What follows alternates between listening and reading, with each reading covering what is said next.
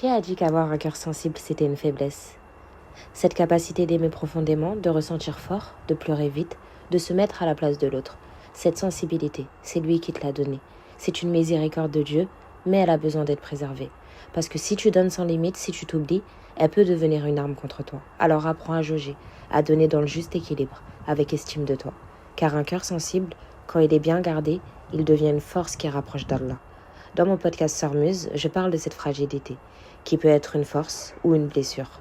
Si toi aussi tu t'es déjà sentie incomprise, cet épisode est fait pour toi. Assalamu alaikum les sœurs, bienvenue dans le podcast 2 de chez Sœur Muse. Alors, je voulais commencer par vous remercier pour vos encouragements, pour la force que vous m'avez donnée pour l'épisode 1 qui concernait ma reconversion. Je suis très honorée d'avoir pu mener ce podcast à bien. Et du coup, on commence le deuxième podcast qui va aborder des sujets tels que le cœur, tels que l'âme, tels que la sensibilité.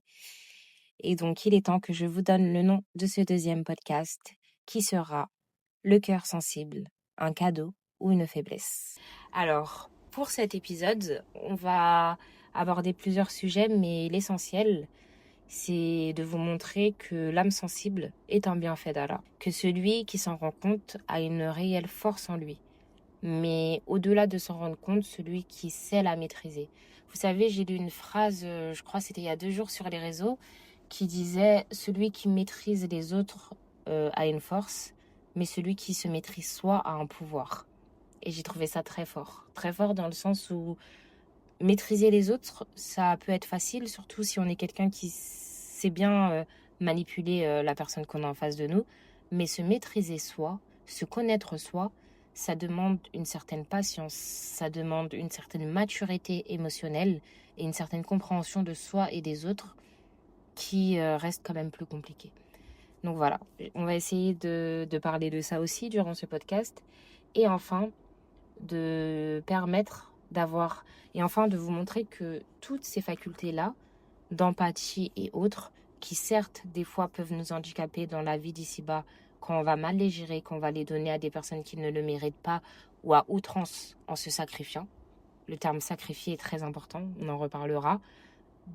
Ça peut être une faiblesse, mais dans le sens inverse, ça peut être une force et même ça peut nous permettre d'avoir une forte connexion avec Allah.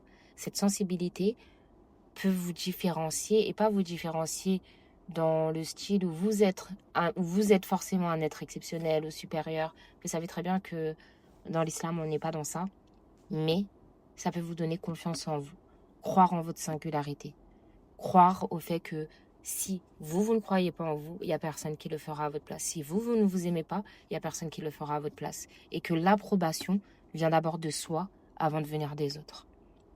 Voilà, donc ce fut une longue introduction, mais on va pouvoir commencer dans ce premier épisode, comme je vous ai dit, qui est le cœur sensible, un cadeau ou une faiblesse. Et dans ce premier épisode, je vais vous montrer à quel point ça peut être un cadeau.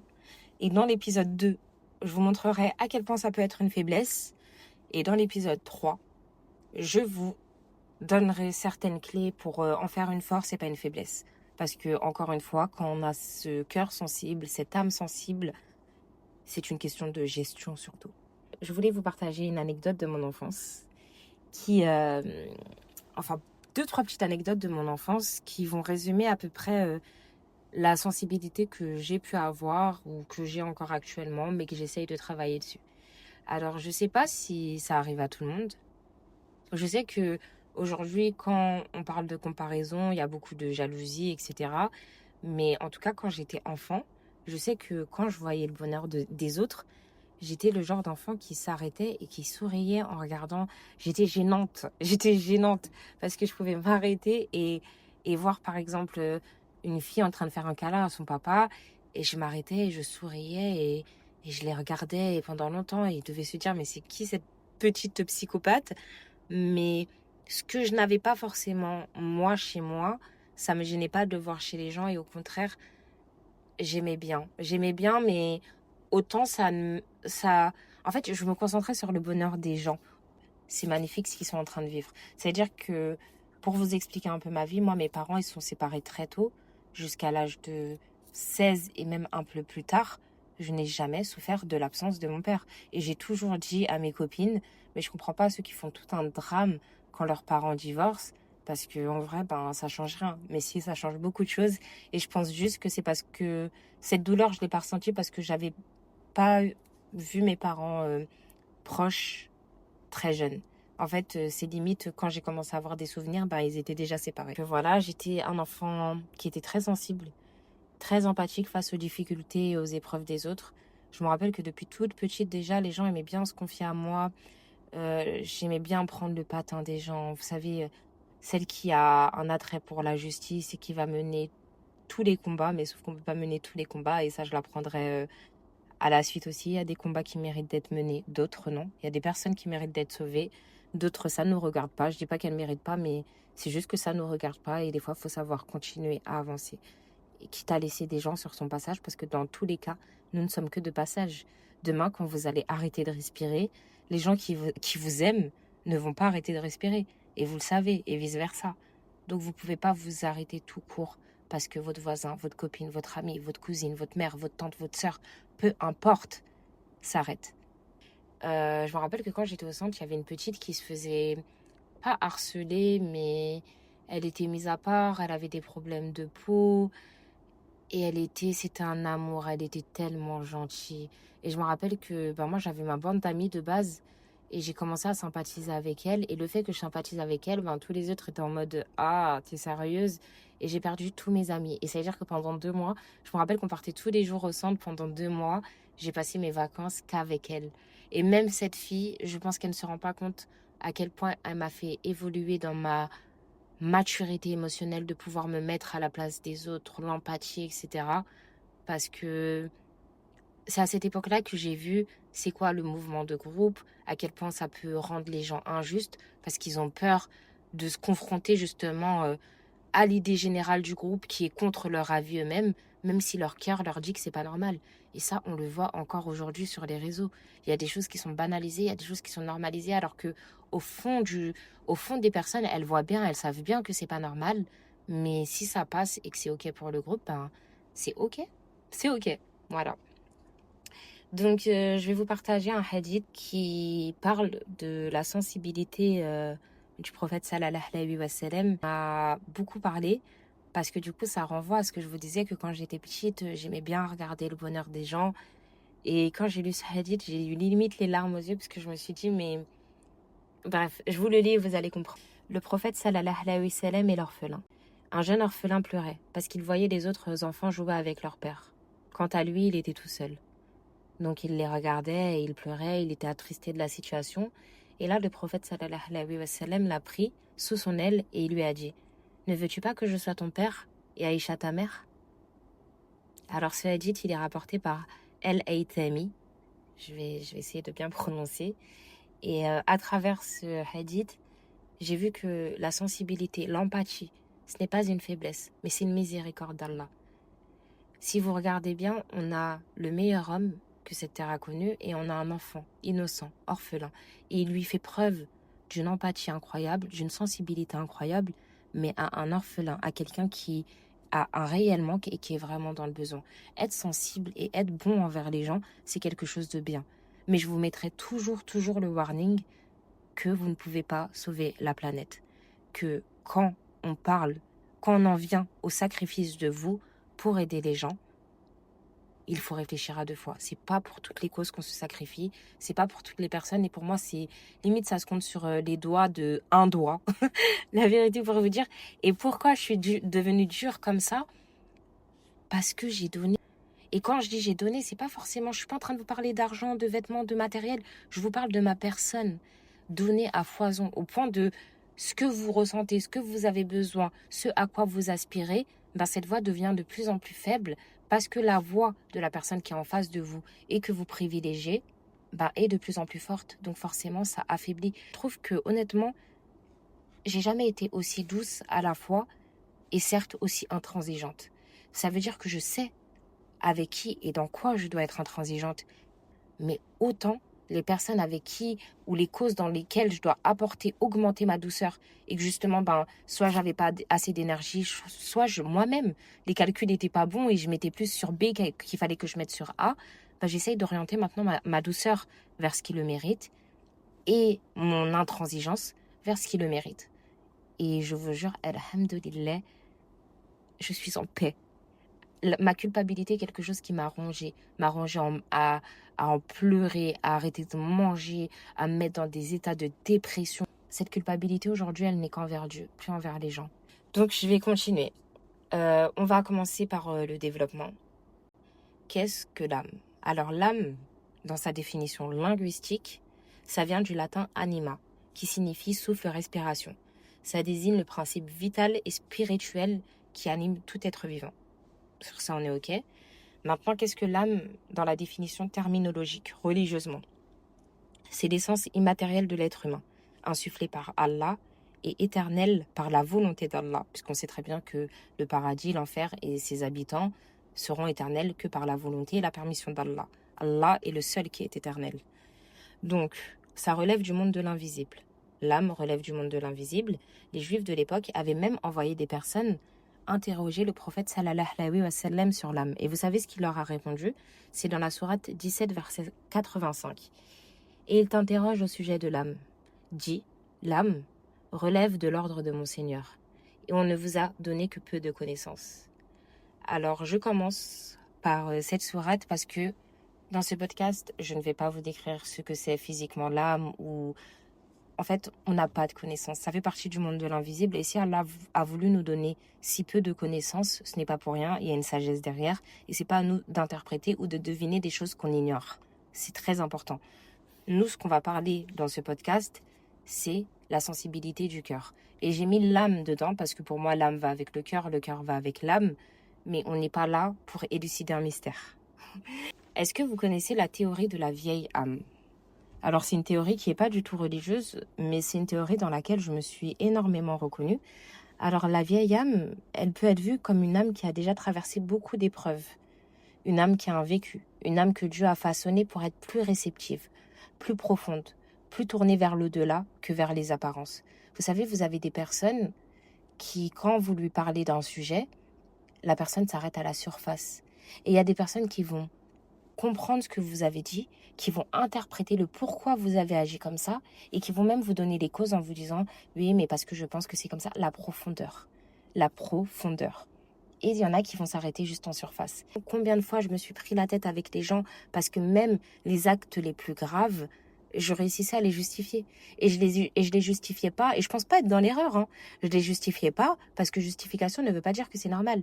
Mais je suis en train de te dire que par exemple, quelqu'un qui a subi un sévisme pendant son enfance et qui le reproduit après, c'est un schéma qui se répète et qui pourra continuer à se répéter. C'est pas parce qu'on cherche la cause que la conséquence n'existe plus pour nous. Mais ne pas regarder la cause, c'est permettre que cet événement, que cet acte se reproduise infinito. Parce que si on ne cherche pas la cause d'une chose, et même pour vous, pour vos moindres problèmes, des plus petits aux plus grands, si vous ne cherchez pas la cause, la solution ne répondra jamais à l'entièreté du problème. Et je suis quelqu'un qui a toujours aimé aller en profondeur dans les choses et je sais que ça peut fatiguer mon entourage. Honnêtement, ça me fatigue moi-même et c'est pour ça que cette théorie sur la vieille âme m'a énormément parlé. Alors malheureusement, je reprends le travail, donc je vais couper et on continuera directement sur la suite. Alors maintenant qu'on a parlé de l'âme, j'aimerais bien qu'on parle du cœur. Le cœur, nous le savons, c'est cet organe qui est vital pour l'homme, qui permet au corps de continuer à fonctionner et qui, quand il s'arrête, le corps va s'arrêter. Nous savons que c'est différent de l'âme, comme on l'a vu, l'âme qui va continuer à exister sans que le cœur ou sans que le corps ne fonctionne. Tandis que le corps et le cœur, ils ont une manière de coexister très forte. On a un hadith qui est rapporté par El-Bukhari et Muslim qui nous dit « Il y a dans le corps un morceau de chair, s'il est sain, tout le corps est sain, et s'il est corrompu, tout le corps est corrompu. » C'est le cœur. Ça me fait extrêmement penser à mes cours de Tahwid où ils nous disent que dans la croyance, la première étape, il faut que le cœur soit convaincu parce que le cœur influencera le corps. Si par exemple, un croyant est persuadé que Dieu descend le dernier tiers de la nuit pour exaucer les doigts, il est plus proche de nous, il se réveillera à ce moment-là. Parce que dans son cœur, il a la conviction. Et donc, il y aura le cœur, ensuite les actes et ensuite l'apparence. C'est pour ça que et je pense que c'est pour ça que ce hadith nous dit que si le cœur est corrompu, ben ça bloquera et les actes et l'apparence. Parce que vraiment, la première étape, c'est ton cœur. Le premier pilier dans l'islam, c'est l'attestation de foi. C'est un acte qui vient du cœur. C'est pas le voile, c'est pas, bien que ça soit important, bien que ça soit une obligation, on n'enlève rien à tout ça. Mais pour vous dire que le premier pilier, c'est de croire, c'est d'attester de ta croyance, d'être convaincu. Donc ce hadith prouve que la santé spirituelle va pas se mesurer au corps physique ou à la force extérieure. C'est pas qui domine qui est le plus croyant, mais c'est l'état de ton cœur. C'est pour ça, encore une fois, que être sensible, c'est pas un signe de faiblesse, c'est un signe de vitalité. Votre cœur ressent encore les choses. Votre cœur émet encore des émotions. C'est un signe de santé spirituelle. De la même manière que le cœur qui bat, c'est un signe de vitalité, le cœur qui ressent, le cœur qui est sensible, c'est un signe de vitalité, c'est un signe de santé spirituelle. Il faut savoir, les filles, comme je vous ai dit, moi je suis quelqu'un qui aime beaucoup les preuves, donc on va parler aussi un peu de science. Et il a été prouvé scientifiquement, donc par un institut aux USA qui s'appelle HeartMath, que le cœur, il émet un champ qui est électromagnétique. Il est détectable à plusieurs mètres. Donc ces rythmes, justement, de ce champ, ils vont changer selon nos émotions. La colère, la gratitude, ça va émettre beaucoup plus fort. La peur, la joie. Ces signaux, ils influencent directement le cerveau. Et les champs électromagnétiques que le cœur émet, si je ne me trompe pas, ils étaient 10 fois plus supérieurs à ce que le cerveau émet. Donc cela rejoint l'enseignement prophétique. La sensibilité, c'est comme un signe de vie du cœur. Le contraire, c'est l'insensibilité, c'est l'endurcissement du cœur. Et on sait que quand le cœur il est dur, il est insensible au rappel, il est insensible à l'évocation de Dieu. Donc la sensibilité du cœur, encore une fois, ce n'est pas une faiblesse de base, c'est la preuve que ton cœur est vivant. Ce que beaucoup appellent la fragilité, c'est parfois une porte vers la sincérité. J'aimerais vous parler d'un hadith qui nous dit, et qui est rapporté par At-Tirmidhi et Sahih, le prophète a dit « 2 yeux ne seront pas touchés par le feu. Un œil qui a pleuré par crainte d'Allah et un œil qui a veillé dans le sentier d'Allah. » Mes sœurs, est-ce que vous entendez? Ce qu'on associe aujourd'hui à la faiblesse qui est de pleurer, Allah nous dit que ça peut nous épargner du feu. Allah est doux, il aime la douceur. Et ça aussi c'est rapporté. C'est un hadith qui nous dit que Allah est doux et qu'il aime la douceur. Il donne pour la douceur ce qu'il ne donne pas pour la dureté, ni pour autre chose. Je ne sais pas si vous connaissez l'histoire du prisonnier et de la rahma du prophète qu'il a eu envers ce prisonnier. Donc lors d'une bataille, il y a un prisonnier qui fait amener au prophète, sallallahu alayhi wa sallam. Il était épuisé, il avait soif. Le prophète lui fit donner de l'eau avant même d'en boire. Et touché par cet acte de noblesse, devinez ce que l'homme a fait?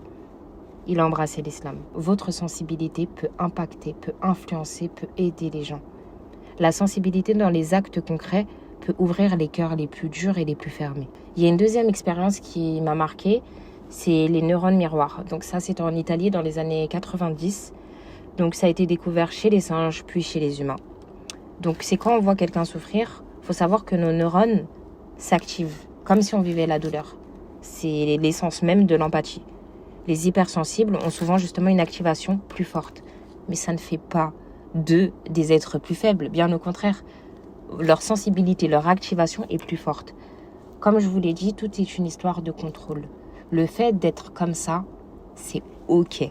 Et je dis pas ça pour rigoler, c'est sincèrement ok.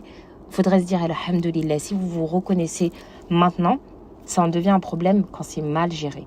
Quand ça en devient une arme contre vous. Quand ça vous force à vous sacrifier plutôt qu'à faire de bonnes choses. Là, c'est un problème. Mais une fois que c'est bien géré, mais même la manipulation en face de vous n'est plus un danger parce que vous avez cette force d'empathie qui fait que vous allez l'anticiper. Vous allez savoir comment la contrer. Et en plus de ça, si vous avez un cœur bon et bienveillant, peut-être qu'en faisant ça, vous allez appeler la personne qui tentait de vous manipuler au bien. Il faut se concentrer sur soi. C'est pas être égoïste. C'est juste ne pas être égoïste envers soi pour tout donner aux gens. Si vous n'êtes pas égoïste envers vous et que vous donnez aux gens, c'est très bien. Mais si vous êtes égoïste envers vous pour tout donner aux autres, vous allez vous retrouver seul. Vous l'êtes déjà. Vous devez vous sentir extrêmement seul et vous ne retrouverez jamais la reconnaissance. Même pas que vous pensez chercher, parce que je connais les hypersensibles, c'est « Non mais moi je le fais pour le cœur ». Il n'y a pas de souci. Il n'y a pas de souci. Mais des actes vains, il y en a plein. et dans le meilleur des cas, le faire pour Allah, la vérité. Il y a une deuxième histoire qui m'a touchée, c'est l'élève qui est sauvé par une parole. Donc ça, c'était pareil aux USA dans les années 60. C'était un adolescent qui était au bout de sa vie, qui était isolé, pas d'amis dans sa classe, très seul. On se moquait souvent de lui et ce jour-là, il avait décidé de mettre fin à ses jours.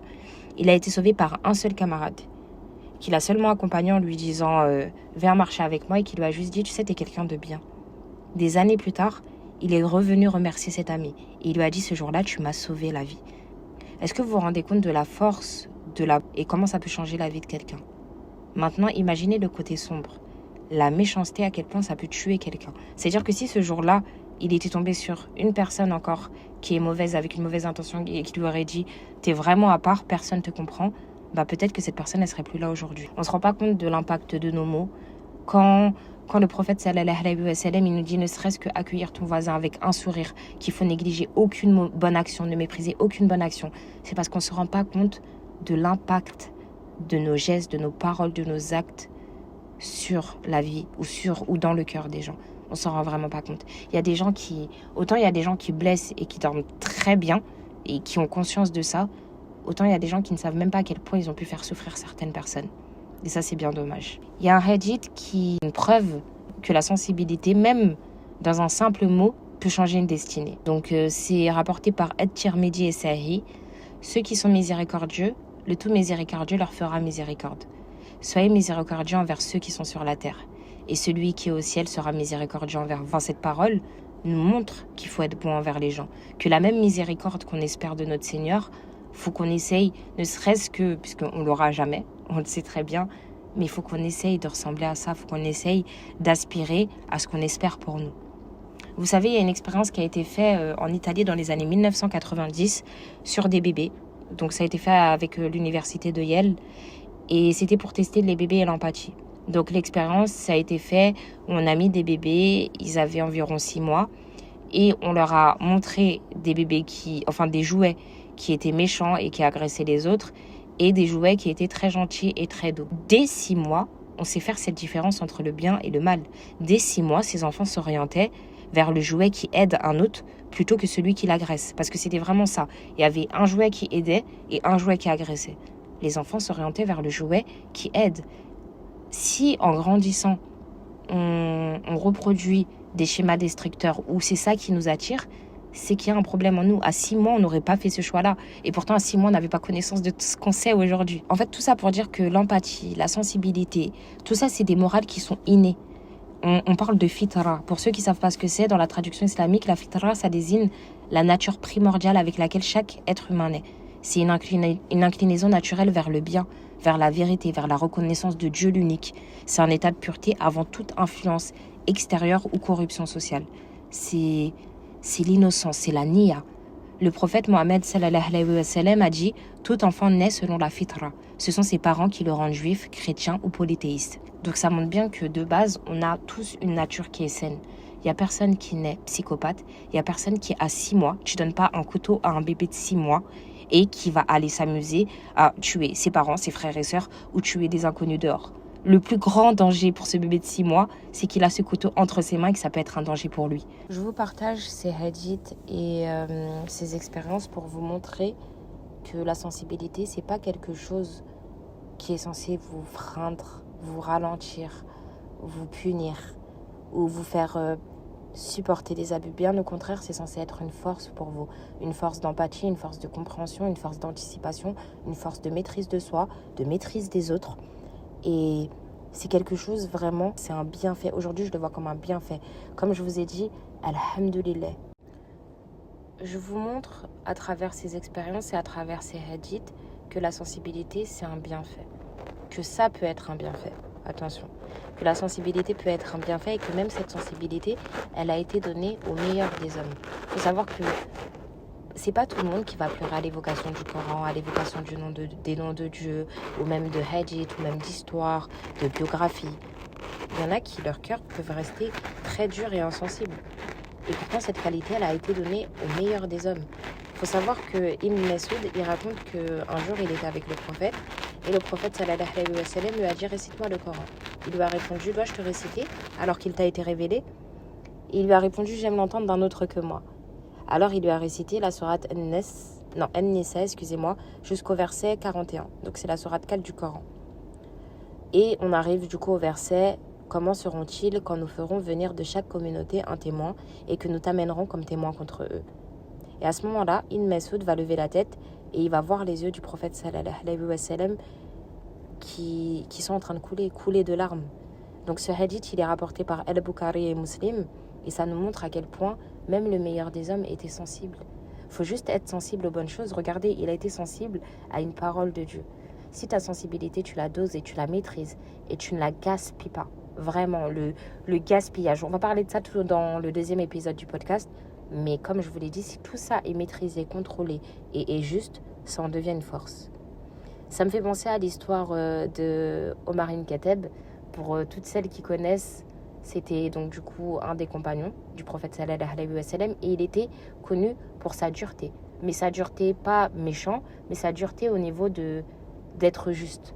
A c'est A, B c'est B. Voilà. Et du coup, Omar ibn Khattab était réputé aussi par sa force et donc sa rigueur. Voilà, c'est ça que je cherchais comme terme, c'était la rigueur. Et bien même lui, il pleurait à la récitation de certains versets. Sa voix se brisait au point que les fidèles derrière ne comprenaient même plus ce qu'il était en train de réciter. Donc même les plus forts extérieurement peuvent avoir une sensibilité intérieure immense face à Allah. C'est pas juste être sensible, c'est pas juste pleurer tous les jours ou juste être une victime. Tu peux être très fort, être connu pour être très fort, très rigoureux, et autant avoir cette sensibilité intérieure-là qui est encore plus belle puisqu'elle est intime, exclusive à Allah. Ça me fait penser du coup à une autre histoire, ce sera la dernière. Et après, je vais arrêter puisqu'on passera à la partie 2. Faut pas que mes podcasts soient trop longs non plus.